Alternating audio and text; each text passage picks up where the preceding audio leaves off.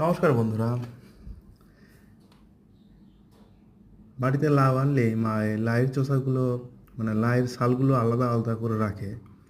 তো এই এটা দিয়ে পরে মা ভাজা করে বিভিন্ন আলু, পেঁয়াজ, রসুন এবং কাঁচামরিচ দিয়ে সুন্দর করে ভাজা করে এবং এই ভাজাটা খুব টেস্ট হয়।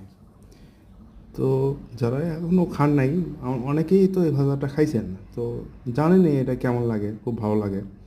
তো যারা এখনও খান নাই তারা এইভাবে ট্রাই করে একবার দেখতে পারেন। এই রেসিপিটা কিন্তু দুর্দান্ত হয়।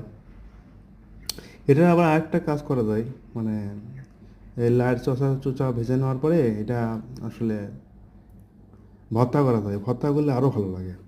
তো একদিন নিয়ে আসবো, সেই রেসিপিও একদিন নিয়ে আসবো। তো এই ভিডিওটা আমাদের চ্যানেলে কালকে আসবে। তো আজকে এর শর্ট ভিডিও দিলাম। তো এই ভিডিওটা দেখতে আমাদের চ্যানেলটা সাবস্ক্রাইব করে আমাদের সাথে যুক্ত হয়ে থাকবেন এবং লাইক, কমেন্ট, শেয়ার, সাবস্ক্রাইব করবেন, আমাদের পাশে থাকবেন।